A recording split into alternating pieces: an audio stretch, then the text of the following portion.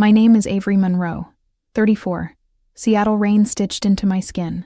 By day, I translate numbers into safety. By night, I used to translate silence. Dylan Hart called it love when it was convenience with flowers on top. I didn't catch him by accident. I hired someone and saw what love denies. He took her to my family's beach house on Whidbey, keys born of inheritance. Suspicion didn't start as thunder. It began as a drip through the ceiling. Late client dinners, toothbrush missing from its cup, sudden locked screens. His cologne learned new hours, returning at dawn like a guilty tide. He kissed my hair and missed my eyes. He called me babe, like a placeholder.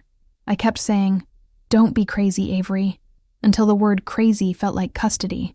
I fought myself harder than I fought him, because doubt is a jealous jailer.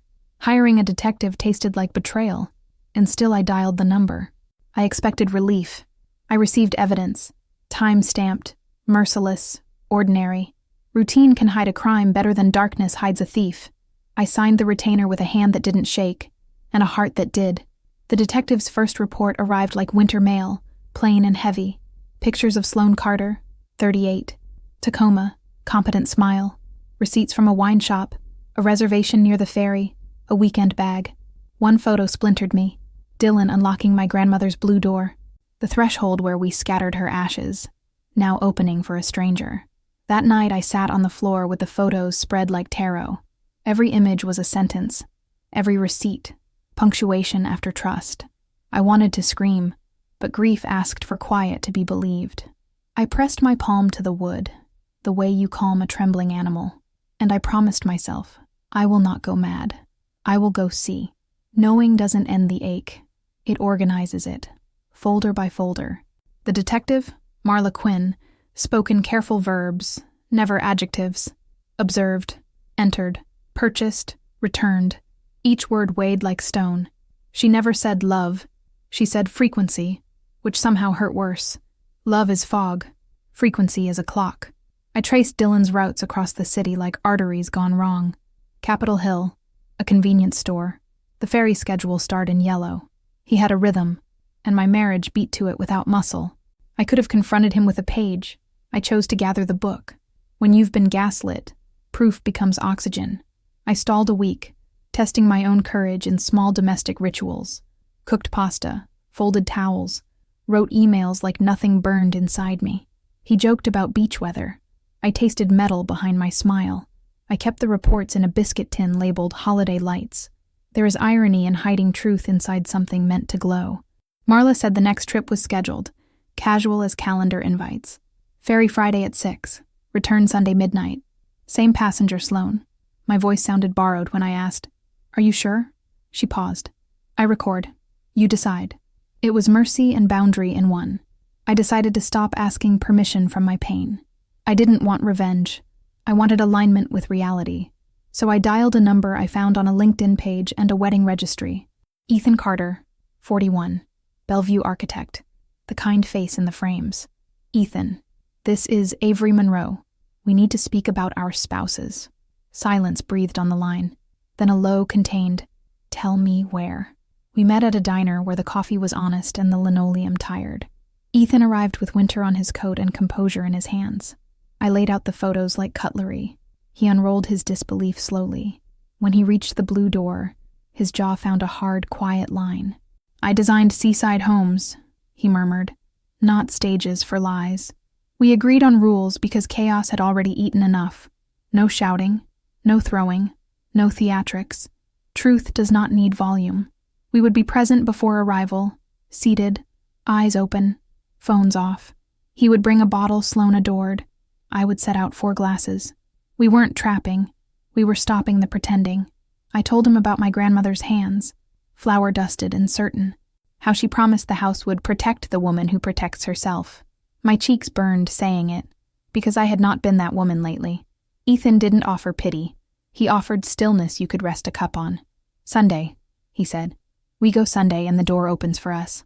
Back home, Dylan texted, "Work retreat might go late. Don't wait up." I replied with a C emoji and deleted my own apology for breathing. The house hummed like a lie machine. Every room remembered us and doubted. I packed quietly. Documents, keys, the biscuit tin of truths. I took my grandmother's shawl, the one that smelled like bakery mornings. On the ferry, gulls argued over nothing, which felt appropriate. The water was slate, the kind you write and erase on. Ethan drove behind me, steady, like a second spine. We said little. Fear and relief are twins who refuse small talk. The island rose out of fog like a lesson you cannot skip. The house waited with that coastal patience. Salt in the beams, stories in the seams. I opened the blue door with the key my mother gave me at 21. Inside, light pooled on the floorboards like memory returned. Ethan stood by the window, reading the weather like a blueprint. "This place is beautiful," he said, like an apology to history. We worked without speaking much, each movement a vow. I polished the table my grandfather built from boatwood. Ethan set 4 crystal glasses, not bright, just clear. I placed a bowl of lemons like a lighthouse in a small sea. He uncorked a Willamette Pinot Sloane never refused. We turned 2 chairs to face the door because dignity faces forward. I adjusted a lamp until the room held compassion, not cruelty. We printed timelines, messages, credit statements, and itinerary. I slid Marla's report into a plain envelope labeled Facts. No drama font, no underlines. A quiet knife cuts cleaner. In the kitchen, I found my grandmother's teapot, the robin blue one. I held it a moment longer than necessary and exhaled. Grief has good posture when it finally stops begging. Ethan watched me not to interpret, but to witness. "Do you think we're ready?" he asked. "No," I said. "We're honest." Afternoon thinned to evening. Gulls wrote cuneiform in the sky. We rehearsed our restraint, because rage loves surprise. At 5:58, the gravel spoke in the language of tires. Ethan looked at me with a question already answered. I nodded, tucking the shawl tighter like armor you inherit. The door swung and their laughter entered first like perfume. Sloane crossed the threshold, smiling at a life she hadn't earned. Dylan followed with a gift bag. Bubbles for a celebration of theft. They saw us the way ships see rocks. Too late for grace. The bottle in his hand knocked the doorframe and trembled. "Welcome," I said, and the word did not break me. Sloane's smile fell to shards. Ethan did not go to pick them up. Dylan's mouth worked at excuses like keys that never fit. "We laid out glasses," I told them. "All that's missing is honesty. Silence is loud when shame is in the room." He tried the classic gaslight. "Avery, what is this? A stunt?" I slid the envelope across the table, neat as a banker's nod. "Not a stunt. A record. Dates. Photos. Doors you opened." Sloane flinched at her own handwriting on a reservation card. Ethan's voice came low, measured. "We won't perform. We will listen." Dylan reached for me with the hands that had carried lies. "Ave, I made mistakes, but we can talk, just us." I stepped back into my grandmother's steady shadow. "Your mistake is arithmetic. You subtracted respect and called it love." The ocean answered from behind the glass, tireless and exact. Sloane sat, tears arriving without the courage of truth. "Ethan, she started, then watched his face for absolution. He looked through the window, then back at us, unblinking. "We are not here to hate you," he said. "We are here to stop lying." The room inhaled, bracing for the next wave. I placed a second folder on the table, this one mine alone. "Dylan, tell Sloane why our accounts were never fully joined." He stiffened, a reflex older than any of us. I didn't wait. 44,000 in gambling debt, 2016. Your parents paid quietly. I learned loudly and adjusted. Sloane turned to him, stunned that betrayal could be plural. "It's irrelevant," he snapped, meaning inconvenient. I tilted my head the way Marla had, clinical and kind. Numbers aren't irrelevant to a marriage built on trust. The house knew the taste of this conversation. Salty. Necessary. Ethan spoke without heat, the way surgeons spare tissue. "Sloane, the roof loan wasn't delayed. You moved 10 grand to Jackson. Your brother needed rehab, yes, but you chose secrecy over partnership." Her shoulders dropped. Confession looks like being shorter. "I was ashamed," she whispered, which is not the same as honest. Dylan tried the future bribe. "We can start over, Ave. Therapy, vacations, a new version of us." "I don't want a version," I said. "I want truth in the original." He looked small then, the way men do when applause ends. Memory walked by, carrying our vows like old photographs. We sat in the hum of the heater, the ocean keeping time. Ethan's hands were steady, but his eyes were winter deep. Sloane sobbed the way people do when they finally see the cost. Dylan stared at the lemon bowl as if it could save him. No one moved toward anyone. The room had chosen its gravity. Sloane lifted her face, tears making maps no compass could trust. "There's something else," she said, and silence held its breath. "Ethan, I'm pregnant." The air changed density, like weather. Dylan blinked, searching the room for a script that didn't exist. Ethan's jaw softened, not to forgive, but to stand up straight. He asked one question, and it was not cruel. "Is the child mine?" She nodded. Shame and certainty uneasy roommates. Dylan exhaled a wanting I didn't recognize anymore. I felt the floor steady beneath my grandmother's table. Pain stepped aside. Clarity took the chair. I reached into my bag and set down a tidy stack. "Dylan, these are the divorce papers and an itemized ledger. My attorney has copies. Everything is lawful and transparent." He stared like a man reading his own weather report. "This isn't worth ending," he muttered, already ending it. Ethan spoke to Sloane with a father's voice he'd just found. "If you keep the baby, I will show up. The child deserves clean light." Sloane nodded, holding her abdomen as if truth might bruise it. I stood, the shawl slipping like a shed skin. I didn't come to win. I came to stop losing myself. We left them with glasses they hadn't earned, and facts they had. Outside, the Pacific drew lines and erased them. Tireless teacher. Ethan opened the car door and didn't touch my arm. Respect is fluent. "Soup?" he asked. "There's a place in town that forgives late hours." I laughed, a sound I recognized from other lives, and said, "Yes." The diner smelled like butter and mercies you don't have to earn. Ethan ordered chicken soup. I chose the same and extra napkins. We didn't dissect the evening. We let silence salt the bowls. I watched steam rise like prayers from people who stopped praying. He said, "You were brave." I said, "I was finally accurate." We traded softer stories that didn't need defenses. He once dreamed of pastry school. I wanted a bookstore cafe. We laughed at versions of ourselves we still might meet. The waitress topped our water with the kindness of routine. Nothing romantic, just two strangers refusing to be strangers to themselves. Outside, night wore the island like a quiet shawl. I stood under a street lamp and felt my hands again. Grief knocked, but clarity answered the door first. Ethan walked me to my car and kept his distance. "Drive safe," he said, which means more when you mean it. At home, I placed the shawl on the back of a chair. I didn't wash the day from my skin. I let it teach. The blue door didn't accuse. It witnessed. I slept without dreaming, which felt like surrender and choice. Morning arrived gentle, not asking for an alibi. I brewed coffee and opened the biscuit tin of truths. The stack of papers looked smaller than the night before. I texted Marla, "Thank you. I'm okay." She replied, "You're more than okay. You're factual." And for the first time, calm felt like something I owned. Monday, my attorney slid forms across polished wood. Names, dates, assets, grids for a life untangling. I initialed squares like stepping stones across water. Dylan didn't contest. He skimmed and swallowed pride. Silence can be a signature when the writing is on the wall. I moved funds per the plan I'd drafted at midnight. No secrets, only safeguards and receipts that breathe. Marla's timeline became a quiet shield in court. When truth is dense enough, it casts its own shadow. The judge nodded at our calm as if it were rare weather. I boxed photos and chose which memories could travel. The beach house stayed mine by blood and by paperwork. Its beams remembered better stories than this one. I promised the house I'd bring laughter back slowly. Promises to wood are promises to yourself. Dylan sent a message with 3 apologies and no verbs. I didn't answer.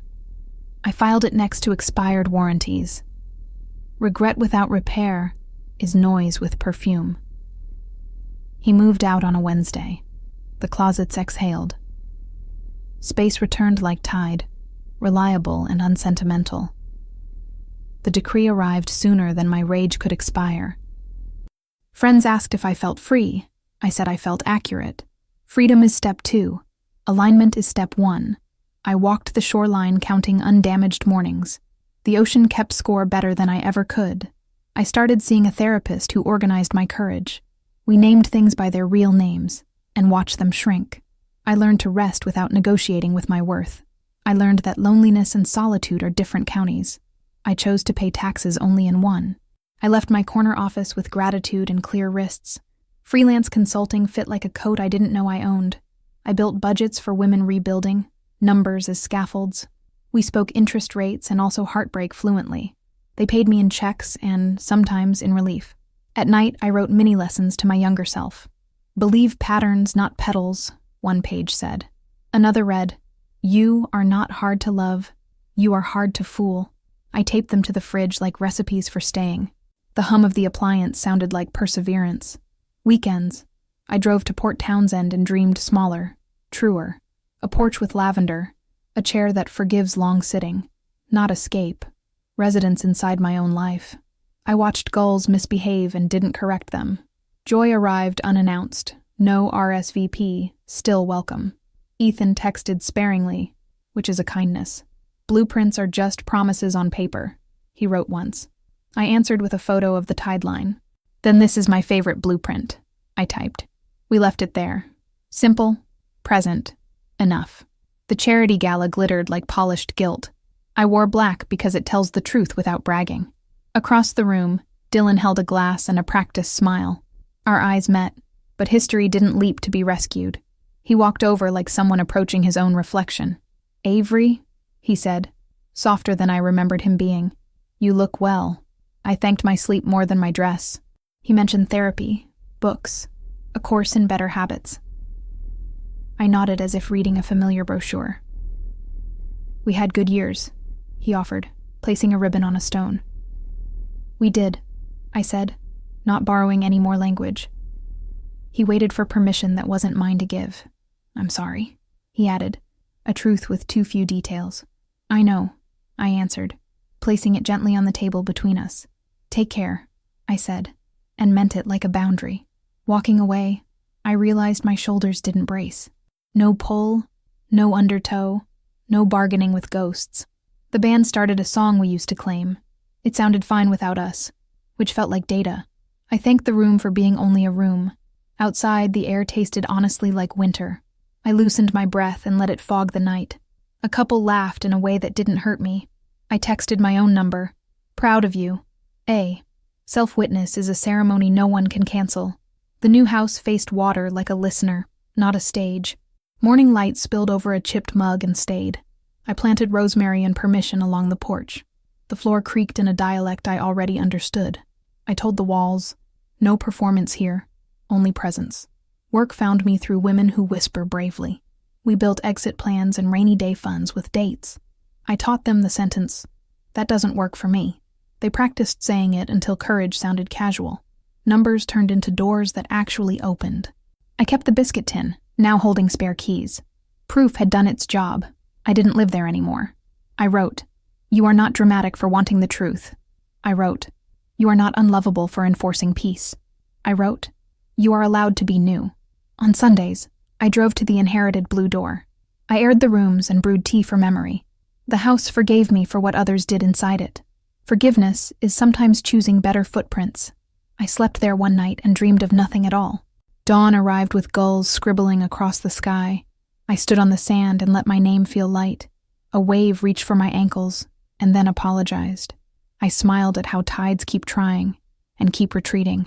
Consistency is a kind of affection I trust. Ethan's text came with a photo framed in joy. "She's here, healthy. Her name is Nora," a tiny hand gripping a finger like a thesis on hope. Sloane looked tired and honest. Ethan looked new. I felt the room soften around my phone. I typed back slowly, wanting every word to breathe. "Congratulations. May she know clean light and easy truths." He replied, "Thank you for insisting on windows." I laughed at the metaphor we built without trying. Some friendships are houses you don't have to furnish. We sent occasional updates like postcards from steady towns. Nora rolled over. My rosemary survived a frost. He got a project near Bainbridge. I signed a brave client. No confessions, no confusions, just perpendicular kindnesses. 2 roads running side by side, obeying traffic. One evening I boxed the last of the wedding crystal. I drove to the beach house and left it on a shelf. It caught the late sun and did one useful thing. Sparkle. Not an heirloom, not a wound, simply glass behaving. I closed the cabinet and felt ceremonial without an audience. On my way out, I pressed my palm to the blue door. "Thank you for surviving us," I said. The door said nothing, which I've come to respect. Not every truth needs applause to be true. Some just need to stand and face the sea. I opened the camera on my phone and filmed the tide. "Hi," I said to the red light and the women beyond it. I didn't find courage. I practiced it until it answered. I didn't chase closure. I built a life it could walk into. Behind me, waves kept doing what waves do best. If you're where I was, you're not crazy. You're careful. If you need proof, get it. If you have proof, use it kindly. Love without honesty is staged. You deserve a home. Forgiveness is optional. Self-respect is not. Peace isn't dramatic, but it's the loudest room I know. I told them about the detective and the biscuit tin, about the shawl and the table and the 4 empty glasses, about the night I laughed over soup like a survivor, about the morning I woke up not waiting for permission, about how names on paper can set your pulse free. Comment proof if you're choosing clarity over chaos. Comment peace if you're learning the sound of your own yes. Tell me, would you stay or would you walk with me? I smiled the way windows do when they're finally clean. The ocean signed the video with a faithful hiss. I ended the recording and didn't rewatch it. Perfection belonged to a life I don't rent anymore. I brewed tea and stood barefoot on the porch. The cup warmed my hands. The wind learned my name. Salt on my lips, proof in my bones, and room in my future.